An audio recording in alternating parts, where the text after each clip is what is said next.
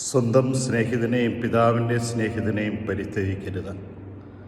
ആപത്ത് വരുമ്പോൾ സഹോദരൻ്റെ ഭവനത്തിൽ പോവുകയും അരുത്.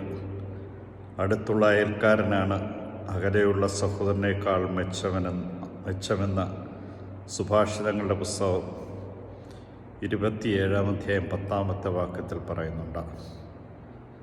സ്വന്തം സ്നേഹിതനെ പരിത്യജിക്കുക, വഞ്ചിക്കുക, വെറുക്കുക, ആപത്തിലവനെ കൈവിടുക എന്നൊക്കെ ചെയ്യുന്നത് ഇപ്പോൾ സാധാരണമാണ്. ഇപ്പോൾ ആരാണ് നമുക്കെപ്പോഴാണ് ഉപകരിക്കുന്നതെന്ന് നമുക്കറിയാൻ പാടില്ല.